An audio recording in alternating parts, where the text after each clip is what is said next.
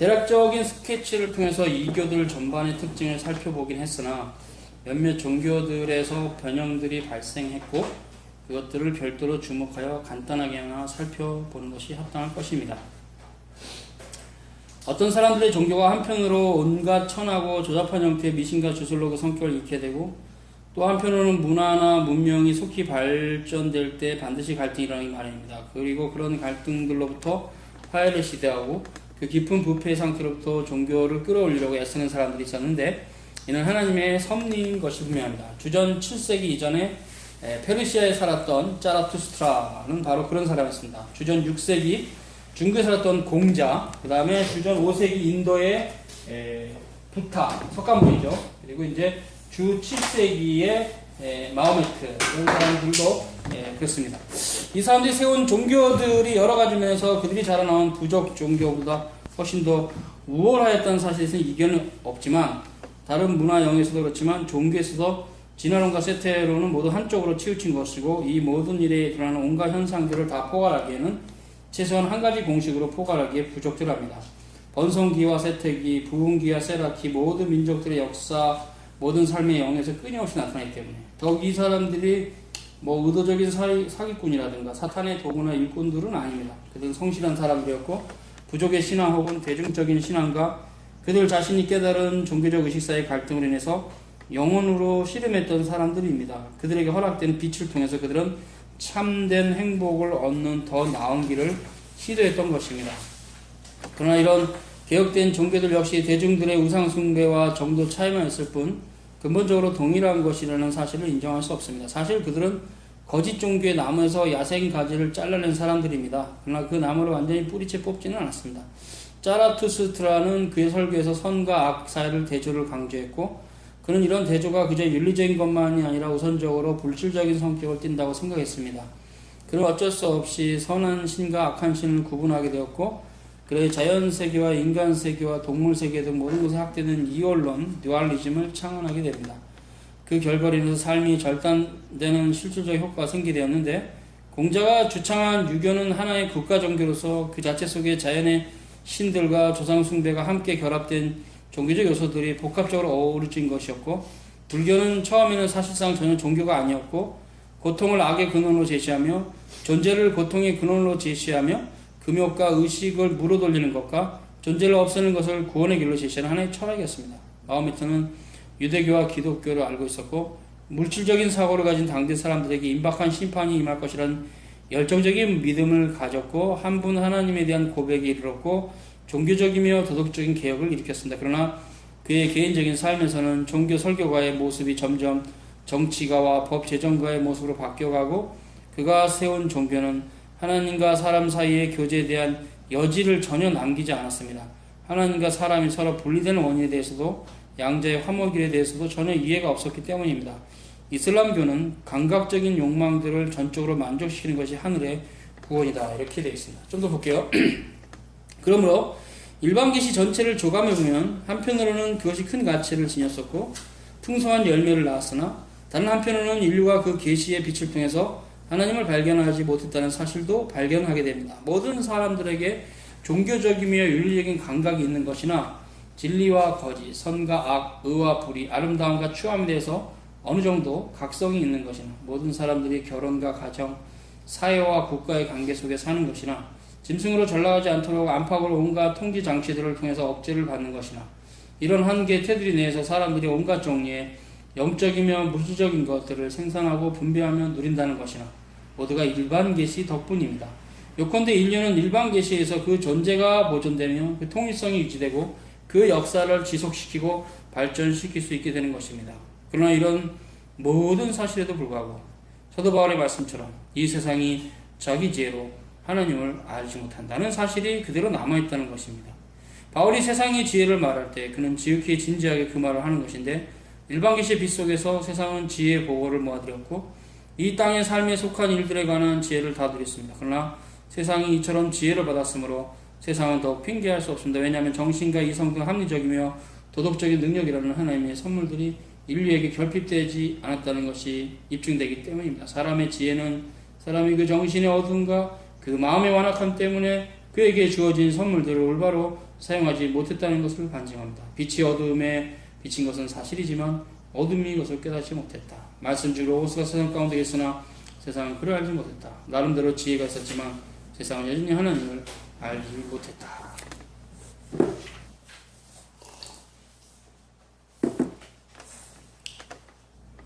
이제 우리가 이제 바빙크 이런 얘기를 통해서 배우게 되는 거는 두 가지 점에서 좀 살펴보는데요. 첫 번째는 종교의 기원이 무엇인가 라는 것을 좀 살펴보려고 합니다. 결국 종교의 기원은 어거스틴이 한 말이 답이에요. 인간은 하나님 안에서만 만족하는 존재다. 그런 종교의 근본적인 뿌리와 관련해서는 우리가 항상 십계명을 부정할 수 없는데, 십계명의 두 돌판에 있어서 첫 번째 돌판은 인간이 전적으로 타락한 이후에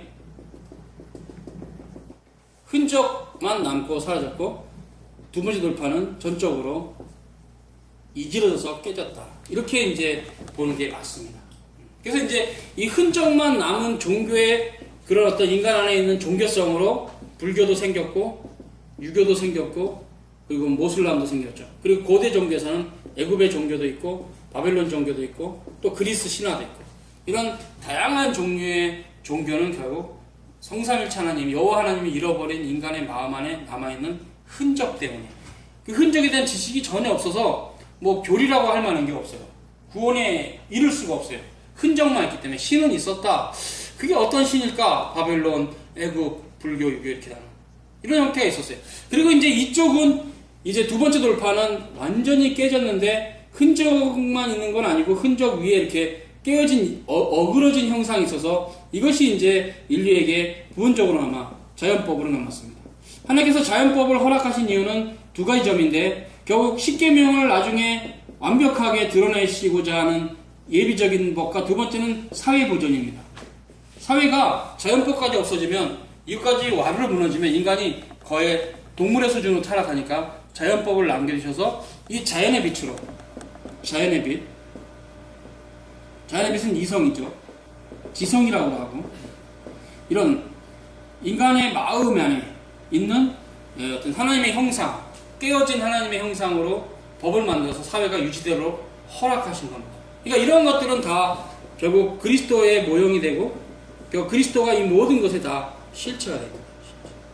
이런 각도에서 우리가 볼 수 있는 하나님의 영원한 신적 작정에서 하나님께서 그의 영광을 위해서 모든 것을 다 작정하셨는데, 그때 이제 먼저 작정하지 않았을지라도 창조를 통해서 그가 어떻게 세상을 이끌어갈지를 모형적으로 보여주셨고, 그렇지만 하나님께서 타락을 작정하실 때, 허용 작정이라 할지라도 하나님의 작정 가운데 타락이 왔을 때 근원적으로 인간이 어떤 형태로서 하나님의 나라에 이르는 것을 보여준 겁니다.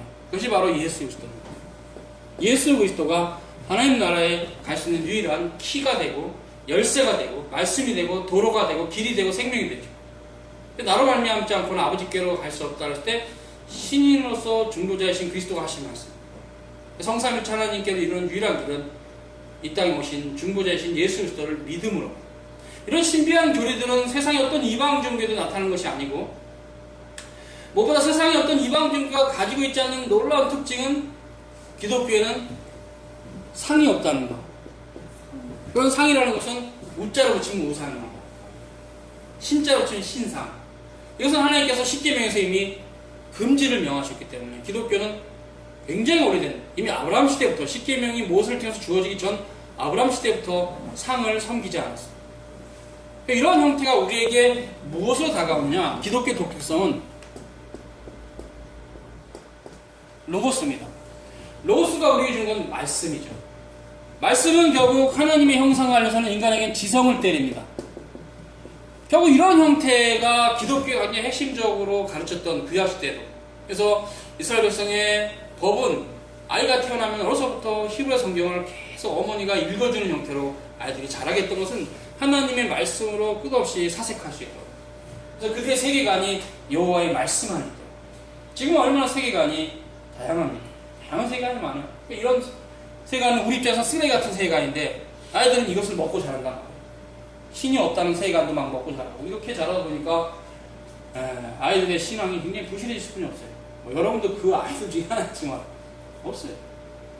하나님의 말씀부터 어렸을 때 계속적으로 로고스를 이렇게 계속 끊임없이 심는 형태의 교육이 되지 못했던 지금 시대의 교회는 하나님의 말씀을 점점 잊어버렸어요. 그래서 이방 종교처럼 신에게 직접 나아가는 이런 신비주의가 굉장히 득세를 했고, 여호와의 말씀은 긴 세월 엄청나게 축적된 지식이 있는데 단 한 걸음도 접근하지 못하고 계속 지금도 쓸데없는 짓을 하고 신앙생활을 합니다.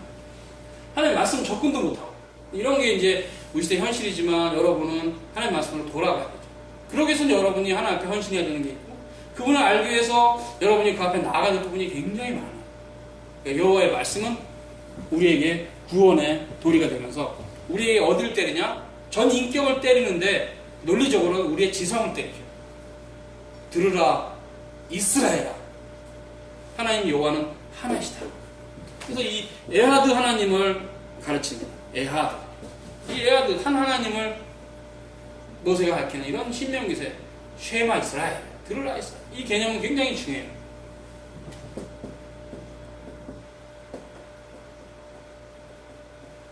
쉐마 이스라엘 못 썼는데, 쉐마 이스라엘, 들으라 이스라엘아, 이 개념의 어떤 의미들은 결국 우리에게 기독교의 독특성이 무엇인가를 말합니다. 그때 그 쉐마는 아주 요약하면 10계명이고,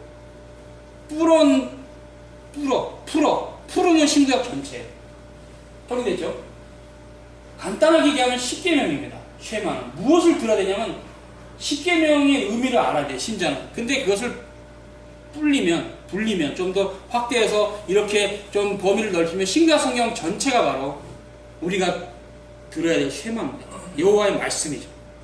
그때 이제 모세가 했던 것은 우리 하나님 여호와는 하나이다. 왜 그랬을까요? 그 당시에는 다신론이 일반적인 그 사회 트렌드이기 때문에 상당히 그 사회에 좀 안 맞는 말이에요. 신상을 섬기고 뭐 산에는 산신이 있고 바다에는 용왕신이 있다, 이런 식의 비슷한 그런 형태가 그 시대도 그 모세 시대에 가나안 종교를 정죄하면서 모세는 하나님은 한 분이다, 에하, 그걸 들으라. 그래서 이런 삼일체 교리죠. 물론 이제 위격의 설명이 없어도 이건 삼일체 교리 중에 한 부분을 차지한 거 맞습니다. 하나님은 하나이시다. 우누스, 라틴어로. 그래서 여기서 우나 에센티아, 이런 하나님의 한 본질에 대해서, 한 실체에 대해서 말하면서 그때 그 안에 아버지와 아들과 성령으로 계시는 독특한 계시에 대해서 성경으로부터 추론해서 주 1세기서부터 주 4세기까지 끝없이 신학적 작업을 통해서 정초된 것입니다. 삼일체교리는 반드시 성도들이 평생을 알아가야 되고 배워가야 될 교리입니다.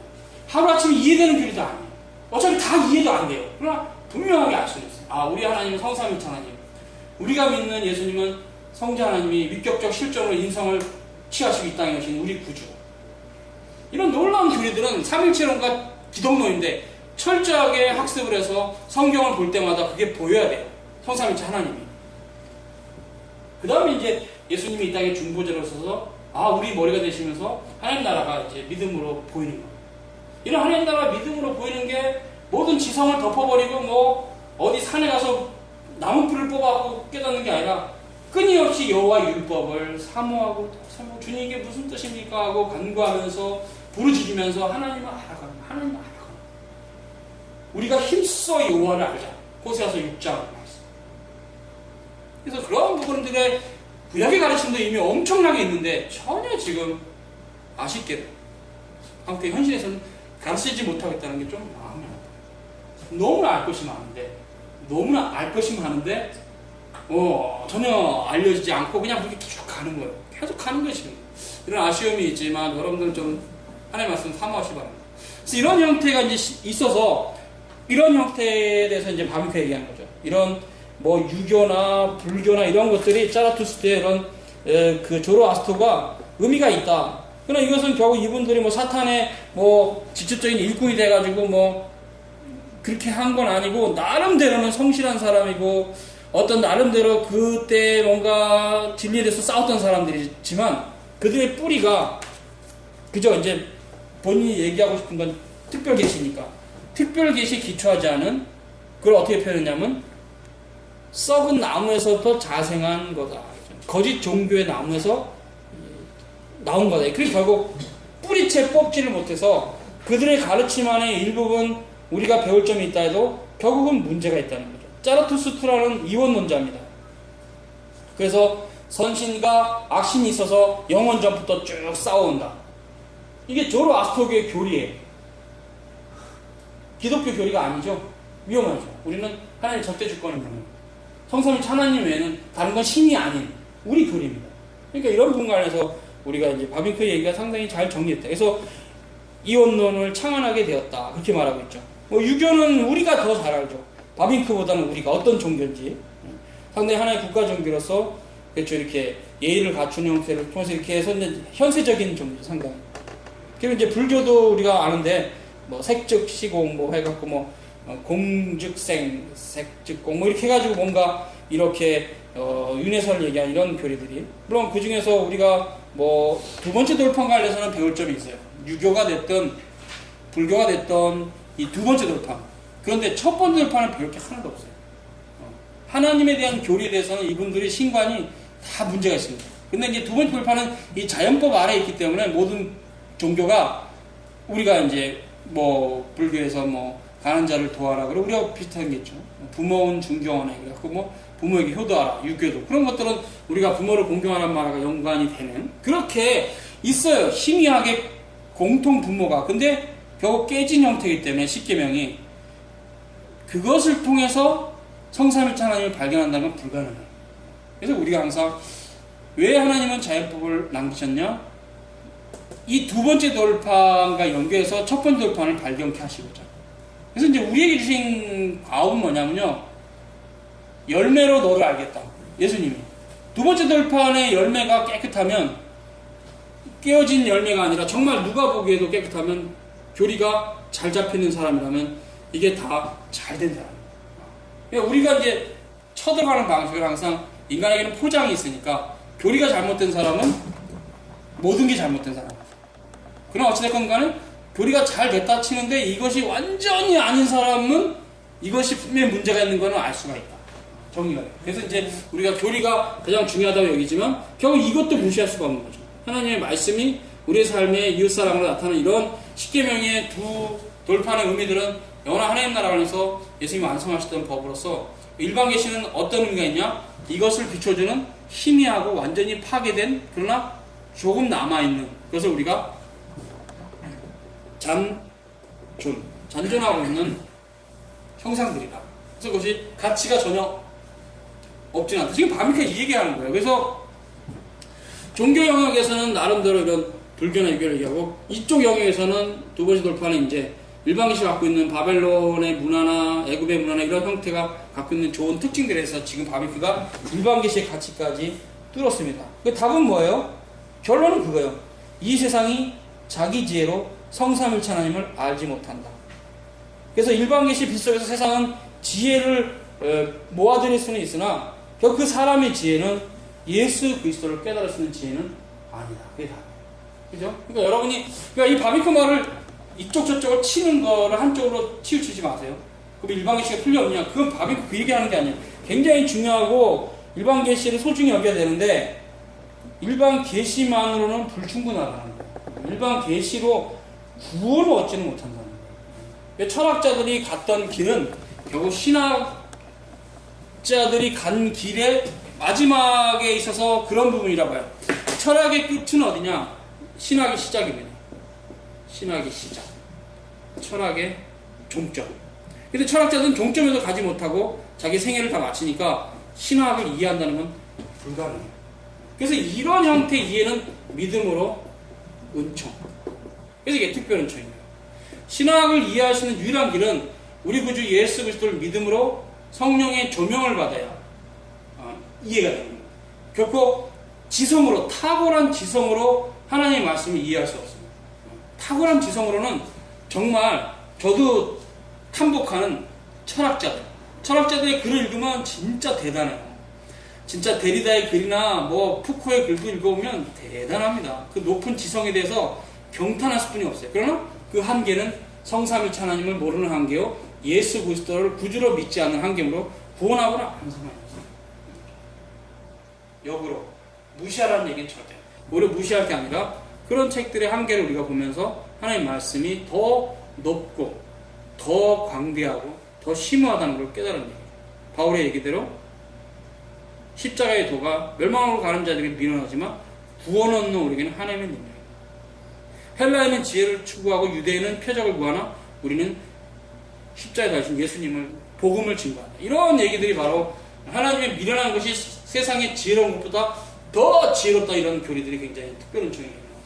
그래서 여기서 이제 오늘 여기서 우리가 배울 건 뭐냐면요, 이 일반 계시의 가치는 가치 있다, 일반 계시는. 그러나 불충분하다, 그걸 얘기하는 거예요. 지금 여기서 여기까지는 일반 계시의 불충분성이 오늘 얘기입니다. 이제 다음 주나 또 이따 가면은 이제 그걸 얘기해요. 바빙크가 일반 계시로서는 하나님 알 수 없다는 얘기를 하면서 이제 일반 계시의 불충분성을 얘기하는데, 우리가 일반 계시에 가져야 될 두 가지 편일주의에 대한 위험성은 지난 시간에 얘기한 대로 여러분이 가지고 있어야 됩니다. 지금 뭐냐면 일반 계시를 너무너무 좋아해서 특별 계시가 제한될 정도로 좋아하시면 안 돼요.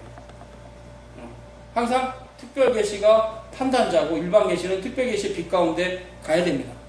그러나 또 한대로 일반 계시라는 것이 세상에 속한 것이라는 식으로 이해를 해서 아무것도 필요가 없다는 식은 굉장히 바보 같은 생각이에요.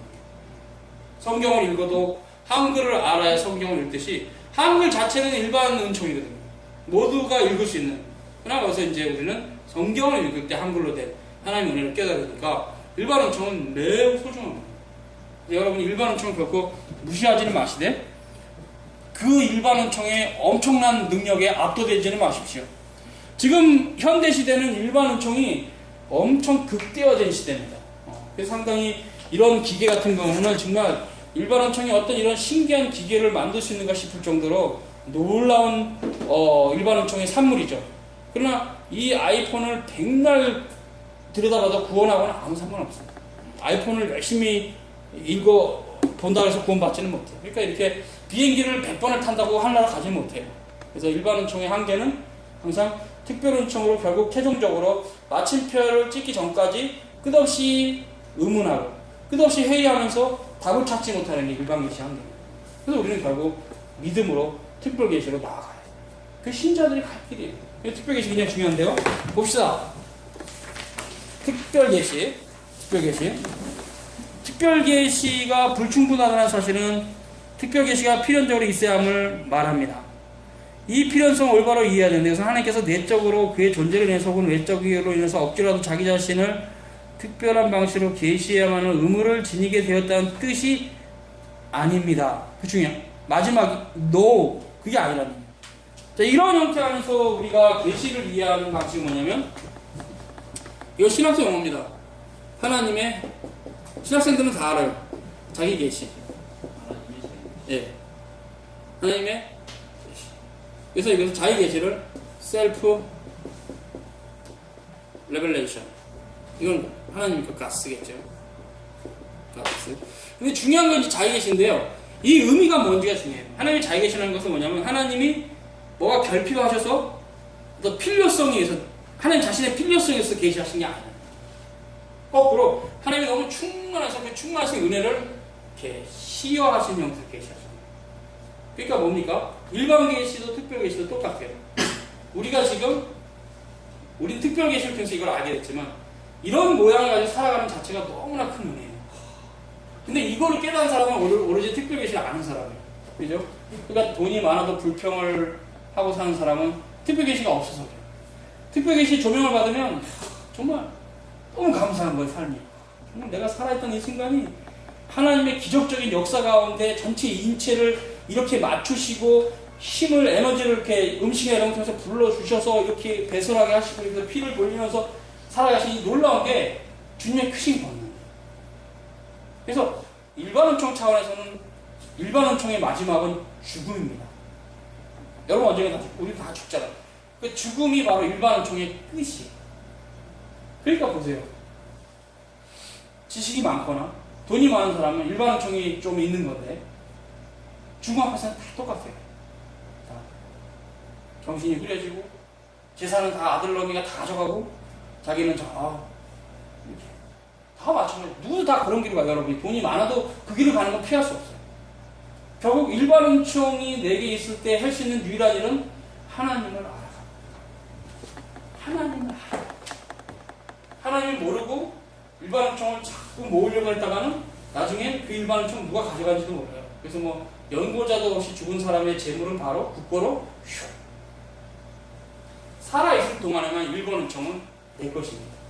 그것도 통장에 돈이 10억이 있어도 쓰는 것만 내 거예요. 내가 오늘 음식 하나 사 먹었으면 그건 내가 쓴 거지만 10억 넣고 죽었으면 거기서 일반 은총은 스톱. 내가 쓴 게 아니에요. 그냥 그건 남의 거예요. 이 경우는 뭡니까? 하나님께서 그럼 내게 왜 일반 은총 주셨는가? 그래서 예수님은 항상 일용할 양식 얘기하십니다. 그 일용할 양식 의미를 알면 이게 하나님이 내게 일반 은총 주신 이유는 하나님을 알아가라. 근데 지금 교인들 보면 참 답답해요. 하나님을 알기 위해서 돈 버는 게 아니라 돈을 많이 벌기 위해서 돈을 벌어. 그러니까 저 정도 벌었으면 주님을 알아가는데 좀 그죠? 뭐 좀 헌신이 될 텐데 절대 안 그래요. 더 돈을 많이 벌고 목사님한테 기도나 해달라요. 돈 잘 벌게. 그게 하나님을 알아가는 신자의 길이 아닙니다. 신자는 하나님께서 일용할 양식 주시면 남은 모든 일반 은총을 다 쏟아부어서 특별 은총을 더 확대시켜 자기 삶 안에. 특별 은총의 최고의 모습은 뭡니까? 우리 구주 예수 그리스도. 우리가 예수님과 같은 지성을 갖게 되고 예수님과 같은 인격을 갖게 된다면 부럽게 하는 모습. 뭐 거기에 근접하신 분들이 사도들인데, 야, 저는 사도들만 생각하면 너무 기뻐요. 저도 직접 본 적은 없지만 어쨌든 간에 우리가 그리스도를 닮아가는 놀라운 은총에 대해서 하나님의 말씀이 그렇게 해주세요. 물론 이제 영원한 하나님의 말씀은 로고스로서 인성을 취하신 예수 그리스도인데 성경이라고 하는 기록을 통해서 남겨주신 신비한 기록이 있어요. 물론 이제 오해를 하면 성경을 절대시할 수 있다는 오해가 있는데 우리는 당연히 성경 위에 계신 성삼위일체 하나님을 더 믿기 때문에 이것은 계시된 하나님의 말씀이죠. 이것은 계시된. 이 계시된 하나님의 말씀보다 하나님의 말씀 자체는 더 큽니다. 그래서 이제 개혁자들이 하나님의 감추어진 지식과 계시된 지식이 있다. 우리는 계시된 지식을 따라가는데 그것조차도 한 인생은 다 알 수가 없다. 주님의 교회에 주신 지식입니다. 한 인간은 다 몰라요. 그렇죠? 여러분 지금 이 나라에서 평생 하나님 안 한다고 바울처럼 칼빈처럼 알겠어요. 불가능하죠. 근데 그분들도 다 합니다. 그러니까 하나님 아는 지식은 무한하기 때문에 인생에 살아갈 목적이 뭐냐? 모세가 신명기에서 말씀합니다. 사람이 떡으로만 살 것이 아니요 여호와의 입에서 나오는 모든 말씀으로 살아야 될 것이다.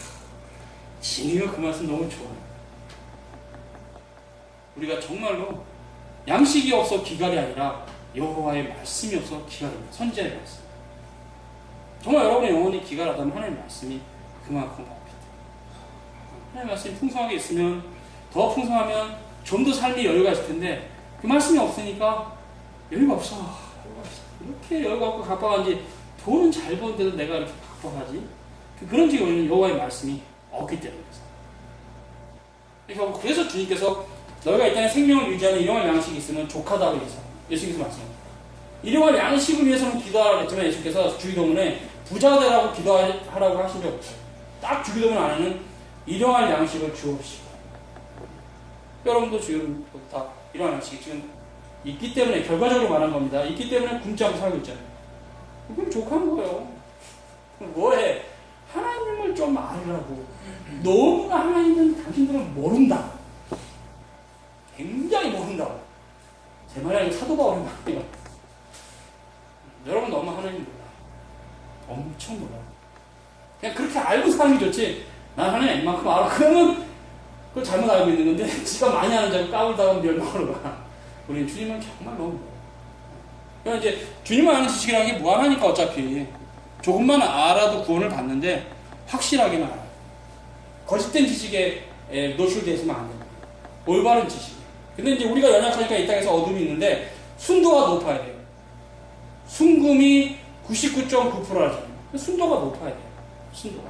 여호와의 말씀이 7번 단련한 은 같다 그랬을 때 순도가 높은 거예요. 하나님의 말씀은 그런 겁니다. 여러분 안에도 그 순도가 높은 하나님의 말씀을 알아가는 그런 삶이 굉장히 필요하죠. 특별 계시 이제 얘기를 하다 이런 얘기인데 여기까지 갔는데 다시 돌아가면 하나님의 자기 계시는 뭐냐? 그가 무엇이 부족해서 자신을 계시하신 게 아니라 자신의 충만한 은혜를 이렇게 표출하신 거. 그러니까 창조 자체가 계시예요. 자신을 계시하신 겁니다. 창조 자체가. 그걸 일반 계시라 하죠. 그리고 이 창조 안에서는 각 사람이 분배적 은혜를 가지고 살아갑니다. 그래서 이 땅에는 그리스도인이지만 가난하게 살고 비그리스도인이지만 부자로 사는 거예요. 그럼 분배적 은혜에 대해서 신경 쓰지 마세요. 그게 뭐 그렇게 중요하세요? 그게 중요하다면 돈 많이 버는 사람이 최고예요. 아니. 여호와의 율법을 따라 살아가는 사람들이 정말 복된 사람. 시편에 그 당시 왕이라면 최고의 권력자가 다윗이 2절에 시편 1장 2절에 1편 여호와의 율법을 즐거워하여 그 율법을 주야로 묵상하는 자가 복되다. 아시엘인데요. 그래서 이제 이런 형태가 계시입니다. 일반 계시 창조가. 그러나 이제 이것이 한계가 있다는 것을 하나님께서 인간의 타락을 작정하실 때 드러낸 거죠. 특별 계시입니다. 이 특별 계시가 일반 계시를 해석하고, 그러니까 이제 특별 계시와 일반 계시 관계입니다. 자, 이렇게 두 개 드릴게요. 특별 계시는 이제 먼저 써봅시다. 특별 계시, 일반 계시. 특별 계시는 일반 계시 위에 서 있습니다. 됐죠? 정리됐죠? 특별 계시, 그러니까 특별 계시는 일반 계시 위에 서 있고, 제가 정리할까? 일반 계시는 특별 계시를 받쳐주고, 특별 계시는 일반 계시를 해석한다. 인생이 무엇이냐? 돈을 많이 벌으면 인생이 뭔지 알아요? 몰라요. 여호와의 율법을 묵상해야만 인생이 뭔지 알아요. 결국 일반 계시와 특별 계시 관계는 일반 계시 위에 특별 계시가 서 있는데 특별 계시의 빛을 따라서 지침을 받고 지도를 받지 못하면 이 일반 계시는 다만 그냥 그쵸 창조 상태에 머물러 있는 것일 뿐 이 창조의 목적을 알 수가 없어요. 이 창조의 목적은 성삼일체 하나님께서 그리스도 안에서 계시하신 하나님 말씀. 하나님 말씀으로만 인생이 나아가야 됩니다. 그래서 실은 십계명은 물론 교회만이 그걸 인정하고 받아들이지만 실은 전 인류에게 주신 계명. 그래서 이 십계명이 예수를 믿는 우리에게는 하나님 나라 가는 도리를 가르쳐주지만 멸망을 하는 자들에게는 정죄법입니다. 정죄. 마지막 때 주님께서 재림하시면 십계명 된다고 너 이대로 살았니? 멸망. 우리도 못 사는데 우리는 믿음으로. 그래서 우리가 물론 십계명을 자발적으로 어기지 않고 주님 사랑하기 때문에 십계명 따라 살아가려고 하지만 우리 구원도 우리의 선행이 아니라 예수 그리스도를 믿음으로 보냈어요.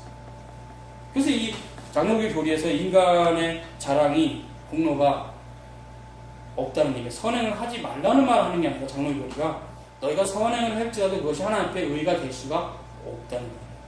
전적으로 하나님의 은혜로서만 구원받습니다. 그럼 선은 뭡니까? 하나님의 은혜로 구원받은 자가 하나님 앞에 맺는 열매예요. 열매.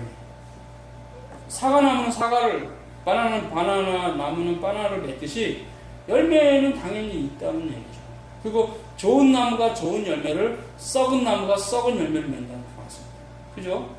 땅이 좋아서 농사꾼이 농사를 잘해서 나무가 잘 나올 수 있지만 농사도 안 해주고 땅도 막 거기 막 척박한 막 공장지대가 있는데 과실을 심으면 다 썩은 나무가 나오죠.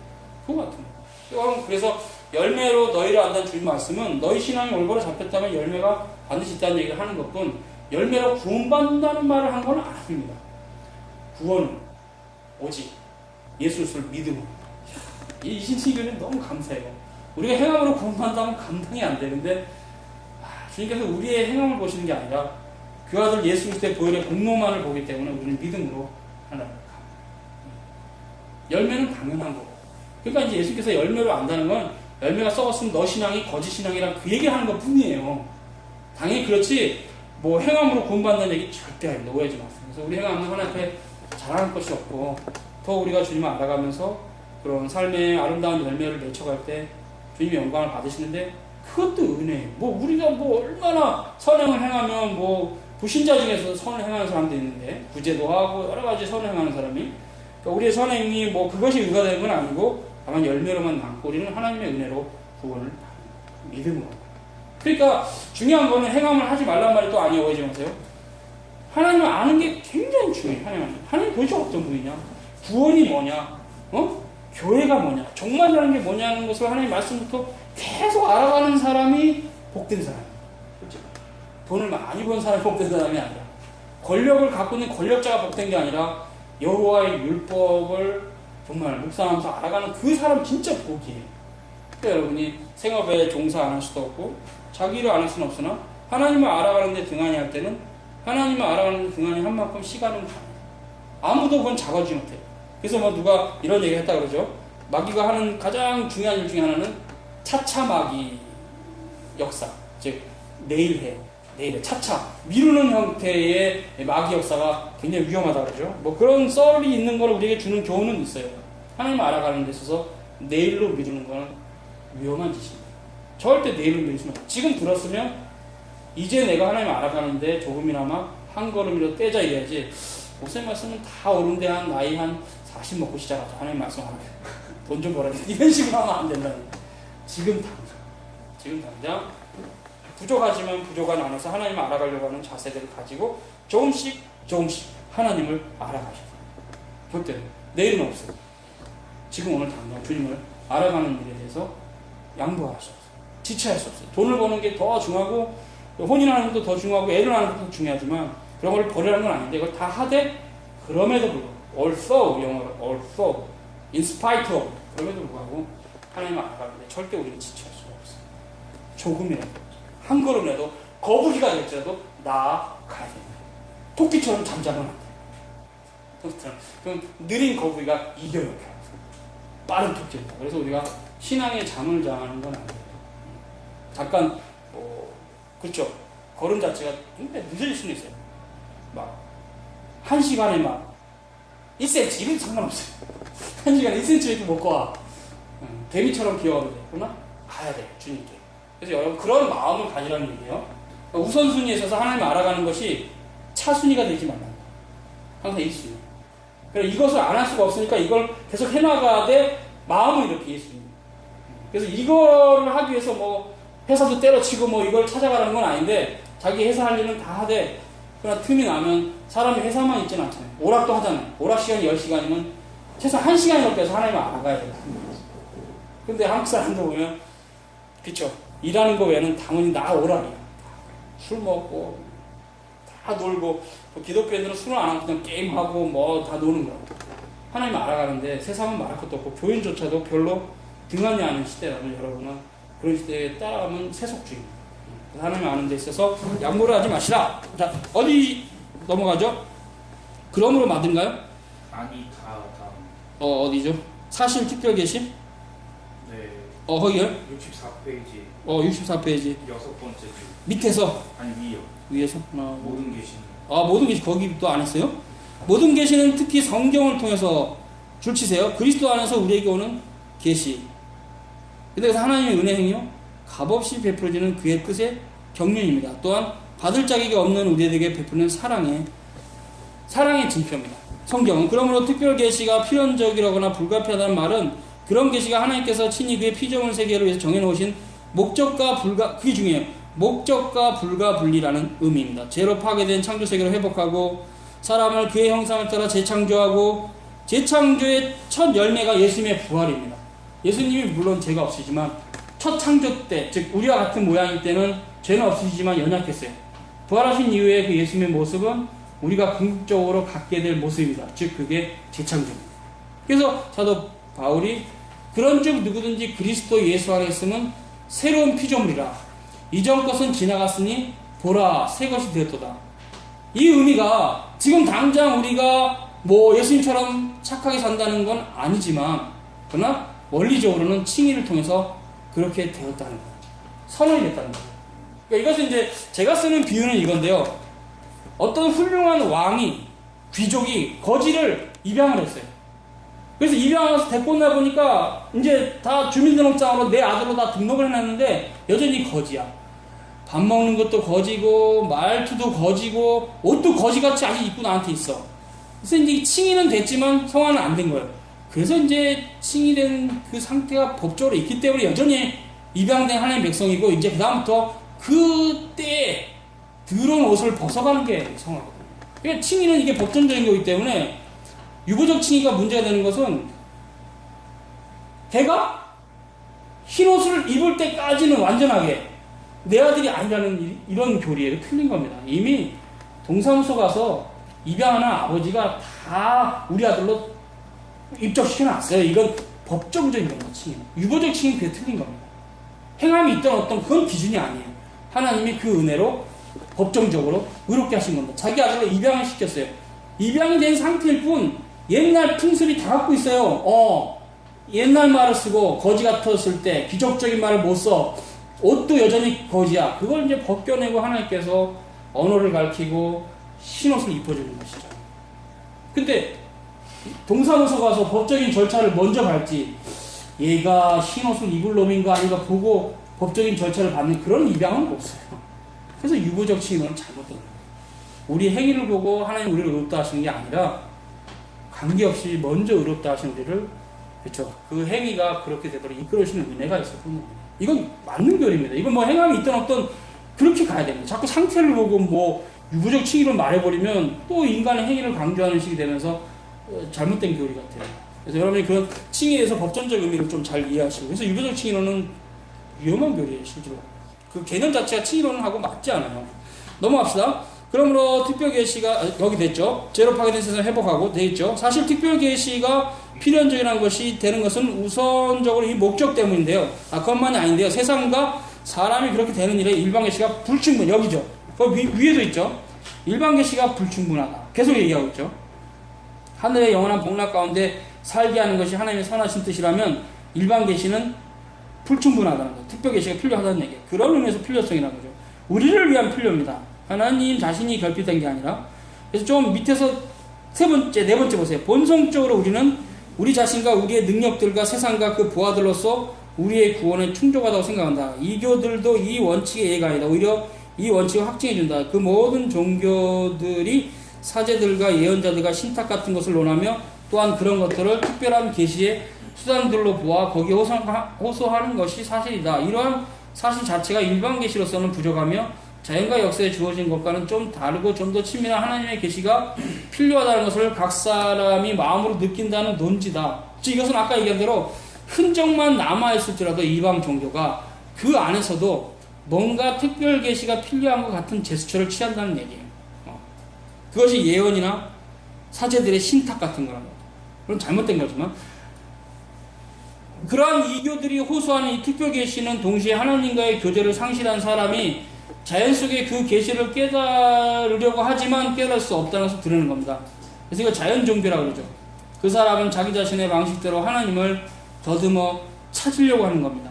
그것이 이제 불교이기도 하는데, 그리하여 그 사람은 진리의 지식에 점점 더 멀어지고 오히려 우상숭배와 불의를 섬기는 일에 더 깊어갑니다. 그래서 사도 바울의 얘기대로 종교가 오히려 생기고 그것이 긴 세월이 흐르면 하나님의 말씀으로부터 더 벗어나는 시대가 됩니다. 결과적으로 자연과 역사, 마음과 양심을 주는 하나님의 일반 계시를 올바르게 이해하기 위해서는 반드시 특별 계시가 필요하다. 일반 계시의 순전한 내용에서 온갖 종류의 인간의 오류를 씻어내고 그리하여 그 계시를 정당한 가시대로 인도하기 위해서는 특별 계시가 필요하다. 우리가 성경의 빛의 인도함을 받아 나갈 때 비로소 거기 주치세요. 성경의 빛의 인도함을 받아 나갈 때, 즉 바빙크 얘기하는 특별 계시는 하나님의 말씀 성경이죠. 일반 계시가 인간의 삶 전체를 위한 풍성한 의의가 있으며 또한 그럼에도 불구하고 사람이 합당한 목적이 있는데 그 풍성한 것이 부족하고 불충분하는 것을 처음으로 인식을 하게 된다. 그러므로 우리가 분명한 통찰과 정당한 질서를 갖추기 위해서 먼저 일반 계시와 그 불충분에 대해서 논하고 이제 그 다음으로 특별 계시를 다루게 되지만, 마치 일반 계시를 다룰 때는 특별 계시를 한쪽으로 제쳐두고 그 내용을 전혀 주목하지 않은 것처럼 생각해서는 안 된다. 오히려 반대로 일반 계시를 논할 때부터 이미 특별 계시가 우리에게 필요하다는 것을 얘기해 준다는 거죠. 그래서 이제 특별 계시를 살펴볼 때 우리는 소위 전제 없는 조사를 시행한 것이 아니라 오늘날 의심하는 자들이 각각 종교 전반을 다 살펴서 과연 우리 마음이 필요하다고 여기지는 그런 하나님의 특별 주는지를 찾아내는 것이 아니라 거짓 종교들이 거짓되다는 것을 우리가 배워서 알고 있고, 또한 우상 숭배나 주술이나 점술, 불신앙과 미신들이 그 조잡한 형태를 취하든 아주 세련된 형태를 취하든 죄악이라는 것을 알게 됐다는 사실 그 자체가 그리스도 안에서 우리에게 베풀어지는 특별 계시의 덕분인 것이다. 그러므로 특별 계시를 한쪽으로 제쳐둔다든지 혹은 일시적으로나 방법론적으로 의도해서 그것을 무시해버리면 우리를 밝혀주는 빛을 고의적으로 꺼버리는 것이 된다. 그러면 우리가 빛보다 어둠을 사랑하게 되고 우리 생각과 계획이 밝히 드러나는 것을 꺼리게 돼서 그런 것을 입증하는 꼴이 된다 이 말입니다. 사실 일반 계시 자체도 특별 계시의 필요성과 필연성을 어느 정도까지는 드러내는데 특별 계시의 가능성에 대해서 여러 가지 강력한 근거들을 제시해주고 모든 계시를 실제로 부인하는 유물론과 범신론을 인정하는 경우가 아니라면 세상을 지으시고 사람에게 불멸의 영혼을 주셨고 영원한 구원을 얻도록 하셨고 섭리로 만물을 지탱하고 다스리는 인격적인 신의 존재를 어떤 믿게 된 면이 있다는 거죠. 그런 이제 특별 계시 자체는 아니지만 창조 자체가 계시다. 아주 특별하게 절대적으로 초유자연적인 놀라운 계시다. 따라서 창조의 관념을 수용하는 사람은 누구나 원칙적으로 이후의 모든 계시의 가능성을 심지어 성유신의 계시까지도 포함해 인정하는 것이다. 그러나 일반 계시가 특별 계시의 필연성의 가능성에 대한 근거를 제시하는데 공헌하긴 하지만 그 계시 실제성에 대해서는 아무것도 제시 못한다. 왜냐하면 그것은 전적으로 하나님의 값없는 선물에 의존하기 때문이다. 그렇죠. 특별 계시는 하나님의 값없는 선물입니다. 특별 계시 실제성은 오직 그 자신의 존재에 의해서만 입증되는데 그 계시를 깨닫고 인정하시는 것은 오직 그 자체의 빛에 의해서만 되는 것이다. 그리고 그것을 우리가 인식하는 유일한 길은 믿음밖에 없어요. 성삼위체 하나님께서 이 땅에 보내신 예수 그리스도, 신이신 예수 그리스도를 통해서 주신 믿음으로 외에는 특별 계시의 빛을 깨닫지 못하도록 하셨기 때문에 그래서 예수님께서도 이사야를 인용하면서 저들은 하나님의 말씀을 듣고 깨닫지 못하도록 내가 했다. 저들이 돌아올까 두렵다. 그 말을 했던 그 의미들이 바로 그겁니다. 하나님의 성령으로 조명을 받지 못하고는 특별 계시를 깨달을 수가 없습니다. 여러분, 그러니까 믿음으로만 하나님의 말씀을 알아갈 수가 있어요. 그때 이제 우리가 가져야 될 자세는 겸손인데 내가 하나님의 말씀을 많이 모른다. 많이 알아야 되겠다. 두 번째는 어떤 자냐면 내가 지금 확실하게 알고 있는가라는 그런 자세를 가지고 조금씩 더 분명한 지식 안에 들어가서 주님을 알아가면 작은 지식이라도 구원을 얻기는 충분합니다. 또 물론 구원이 하나님의 은혜로 되기 때문에 어떤 지식의 명증성으로만 구원받는다고 저는 보지 않아요. 그렇기 때문에 하나님의 구원을 주신 것을 우리가 어떤 법칙을 만들어서 교리를 뭐 따라가면 구원이다 이런 식으로 얘기하고 싶지 않아요. 하나님은 우리보다 크신 분이니까. 그래서 하나님의 구원에서 우리가 말하시는 게 아닌데 주권이 그분에 있기 때문에. 그러나 올바르고 건전한 신앙이란 무엇인가를 말하시는데 하나님 말씀을 따라가는 신앙입니다. 그래서 이제 이런 부분에서 우리가 늘 인정해야 되고 오늘 여기까지 할 텐데 여러분이 계시에 대한 의미를 항상 또 알아가고 성경과 관련해서 볼 수 있어야 됩니다. 그래서 성경 말씀이 항상 우리 가운데 있다 했을 때 이제 그런 부분들이 왜 소중하냐 하는 것은 여러분이 이제 믿음으로만 알 수 있긴 해요. 신자들만 고백하는 건데 그 성경이 신비한 책이다.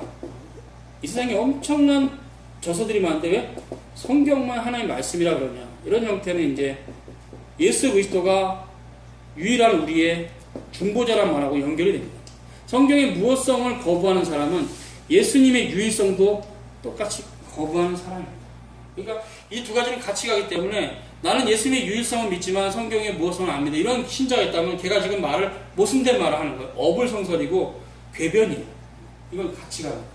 그래서 이제 성경의 신비한 책이지만 하나님의 말씀이라는 것과 예수님이 우리 가운데 오신 하나님의 로고스라는 이런 것들이 같이 가는 형태가 있습니다. 반복이 되겠지만 예수님을 낳으신 분은 유오한 마리아. 그죠? 성경을 기록하신 분도 유오한 사도와 선지자. 그러나 유오한 마리아에게서 그렇죠. 죄가 없으신 그 말은 오류도 없다는 말이에요. 오류가 죄악 중에 하나예요. 죄가 없으신 예수님이 탄생하신 것이 성령의 능력으로 가능했듯이 유효한 사도, 유오한 오류가 있는 사도와 선지자를 통해서 오류가 없는 성경을 내신 성령의 사역은 동일한 사역입니다. 마리아께서 성령으로 예수님께서 죄가 없으신 우리하고는 전혀 다르신 그분 자신 창조주시긴 하지만 예수님이 중보자 오신 것처럼 성경도 연약한 가운데 빠져있는 사도들이 쓸 때 성령께서 역사하셔서 본문의 기록만큼은 거룩하게 지키셨어요. 성경의 1.1획도 원문만 사본 아니고 하나님 말씀 오류가 없는 축자 영감 이게 성경의 축자 영감이에요. 축자 영감. 이게 성경의 무엇성 이 교리를 단단히 지켜야 여러분은 예수님의 이성일인격교를 믿을 수가 있어요. 같이 가니까. 만약 그렇지 않으면 이거 무너뜨리면 예수님도 예수님의 신체 중에서 손끝은 오류가 있다 이런 말을 해야 돼요. 예수님의 신체 중에 여기는 오류가 있으면 여기 손끝은 죄가 있으면 있다고 소리 해야 돼요. 그럼 배변이 없어요. 그러니까 성경의 한 본문도 오류가 없는 거죠. 1.1 히브리어 이런 것도 있거든요.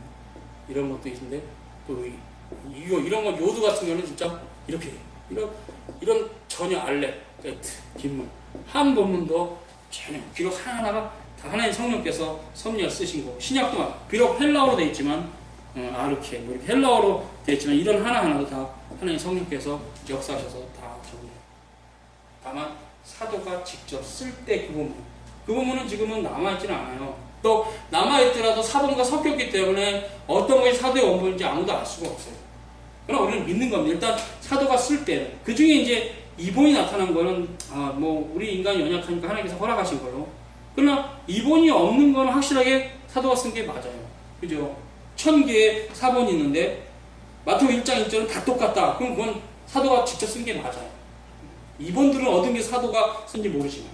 그래서 우리가 이본이 지금 별로 많지는 않은 성경의 기록의 놀라운 특징을 믿을 때 우리가 신과 성경을 하나님 말씀이 아니라고 할 아무런 이유가 없는 것을 믿음이 없는 신학자들이 신학을 하면서 지금 이렇게 찌라시 교리들을 막 가르치면서 교인들이 다 망가지고 있어요.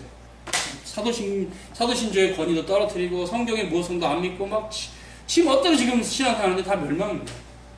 구원이 뭔지를 하나님 말씀으로부터 하는데 그 말씀을 오류가 있다 그러면 우리가 어디가 성경에 어느 본문이 오류가 있고 어느 본문이 오류가 없다고 어떻게 확증하냔 말이에요, 내가. 그러니까 김수영 같은 박사는 이거는 나중에 첨가되고 이런 소리 하는 거예요. 그러면 안 되죠. 뭘 근거로 당신이 하나님의 말씀을 빼고 집어넣냐고. 계시록 마지막 장에 이 예언의 말씀에 한 구절이라도 빼면 생명나무 참여함을 제하고 이 예언의 말씀 외에 더하면 그죠? 이 성경에 기록된 계시록의 모든 재앙을 그에게 더하겠다. 멸망이라는 거예요. 성경은 1.1획도 절대로 우리는 양보할 수 없습니다. 비록 우리가 원본을 찾을 수는 없지만 우리는 믿습니다. 원본은 하나님의 성령으로 역사해서 무어한 것. 사본은 오류가 있으니까 사본상에 우리들은 뭐 인정하지만 그걸 피하더라도 정통 교리가 정리되는 데는 충분해요. 신약 성경 사본학 하는 사람 알아요. 오류들이 있어요. 근데 그 오류들을 빼고 성경 해석해도 3인신론이 나오게 돼 있단 말이에요. 그러니까 우리는 그렇죠. 성경의 무엇성과 또 올바른 교리는 같이 갈 수 있는 그런 터가 다 있습니다. 여러분 그렇게 믿고 교회가 거룩한 보편 교회가 가르치는 보편적인 진리를 따라감이 옳고 자꾸 섹터에서 분파주의자들이 얘기하는 그런 한쪽에 치우치는 교리들은 오히려 우리가 별 의미가 없고 좀 더 살펴보면 그것이 백일화의 말도 안 되는 헛소리라는 게 드러납니다. 기도하겠습니다. 거룩하신 주님 감사합니다. 오늘 우리가 또 교회 역사 가운데 또 교회에 큰 빚을 줬던 바빙크 박사의 하나님의 큰 일을 살폈습니다. 계속 알아가는 특별 계시의 방법이나 내용이나 그 가치에 대해서 또 배워갈 수 있게 해주시옵소서. 예수님 이름으로 기도합니다. 아멘. 네, 여기까지.